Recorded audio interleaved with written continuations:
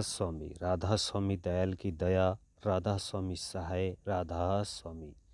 प्यारे सत्संगी भाइयों बहनों, हुजूर महाराज जी ने संगत पर अपार दया करते हुए अपने सत्संगों से चयनित इन साखियों का संकलन पुस्तक के रूप में तैयार करवाया है। आशा है कि आध्यात्म प्रेमी इसे पढ़कर सुनकर लाभान्वित होंगे। सो किस तरह फरमाते हैं महाराज जी, सुनिए। किसी गुरुकुल में एक शिष्य अपने गुरु के पास रहता था। गुरु से उसने शिक्षा दीक्षा ली। जब उसकी शिक्षा पूरी हुई और उसका गुरुकुल छोड़कर जाने का समय आया तो वह आशीर्वाद लेने के लिए अपने गुरु जी के पास में आया। गुरु ने उसे खुश होकर आशीर्वाद दिया और कहा कि बेटा, मैंने तुम्हें हर प्रकार के ज्ञान से शिक्षित और दीक्षित कर दिया है। अब तुम मेरे दर्शाए मार्ग पर चलकर अपना जीवन सार्थक करो। गुरु से शिक्षा प्राप्त करके शिष्य अपने घर की ओर चल दिया। जब नगरी में पहुंचा तो उसने देखा कि नगरी में उदासी छाई हुई है। कोई भी नागरिक खुश नहीं था, सभी दुखी थे। तो उसने लोगों से पूछा कि नगर में इतनी उदासी किस प्रकार छाई हुई है। लोगों ने उसे बताया कि इस नगरी का राजा गुजर गया, परंतु मरने से पहले राजा ने अपना उत्तराधिकारी चुनने के लिए एक तहरीर लिखी थी, जिसके अनुसार एक कमरा है जिसमें कुछ सामान रखा हुआ है और उस कमरे में जो 3 दिन और 3 रात रहेगा, चौथे दिन कमरे का ताला खोलकर उसे बाहर निकाला जाएगा। जो भी जिंदा निकलेगा उसी को राजा बना दिया जाएगा। लड़का महल में गया और जाकर प्रधानमंत्री से मिला। उसने राजा की तहरीर के बारे में सारी जानकारी ली। लड़के ने प्रधानमंत्री से कहा कि मैं उस कमरे के अंदर जाना चाहता हूँ। प्रधानमंत्री ने कहा कि तेरे से पहले बहुत से नौजवान आए और वे सभी अपनी जान से हाथ धो बैठे। जा वापस चला जा, क्यों अपने आप को मौत के मुंह में धकेलना चाहता है। लेकिन वह गुरु द्वारा शिक्षित था और गुरु ने उसे बताया था कि जो अपने उद्देश्य की प्राप्ति के लिए दृढ़ संकल्प के साथ लग जाता है, एक दिन वह अपनी मंजिल को जरूर हासिल कर लेता है। लड़के ने पुनः प्रधानमंत्री से अनुरोध किया कि मैं इस कमरे के अंदर जाऊंगा। प्रधानमंत्री ने कमरे का दरवाजा खोल दिया और वह अंदर चला गया।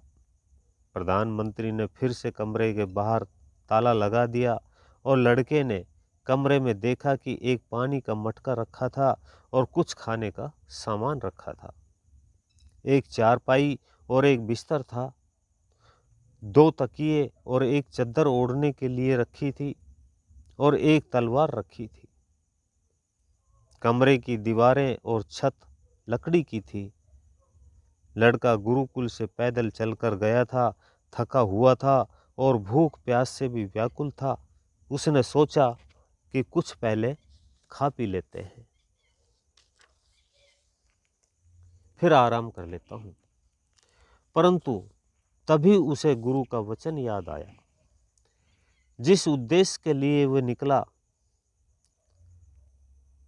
निकले हो और रास्ते में पड़ने वाली दूसरी चीज़ों का लालच न करो और सुस्ती त्याग कर जागरूक रहो।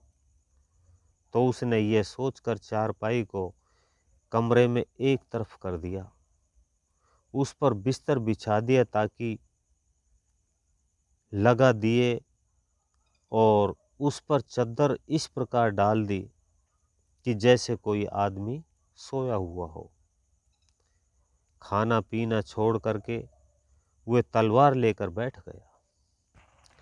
एक दिन और एक रात बीत गई। उसे भूख लगी, खाने को भी दिल हुआ, परंतु अपने मन को उसने समझाया कि अभी मुझे मेरे उद्देश्य में कामयाबी नहीं मिली है, इसलिए अभी कुछ नहीं खाऊंगा। दूसरा दिन भी उसने इसी प्रकार से बिता दिया। जब भी नींद सताती, मुंह पर पानी के छींटे मार लेता। जब तीसरी रात आई तो उसने देखा कि कमरे की छत से एक सांप उतर के आ रहा है और सांप को देखते हुए समझ गया कि ये असली काल है।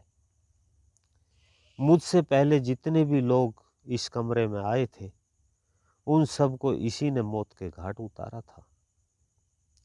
लड़के ने तुरंत तलवार से उस सांप के टुकड़े टुकड़े कर दिए और बैठ गया। मन में ख्याल आया कि जो होना था वो तो हो चुका, अब थोड़ी देर सो लेता हूँ। परंतु फिर गुरु का वचन याद आया कि जागते रहो। सोचा कि अब ताल में भंग नहीं पाना है, क्योंकि अब तो रात का आखिरी पहर है। थोड़ी देर में सुबह होने वाली है और अपने उद्देश्य में कामयाब हो जाऊंगा।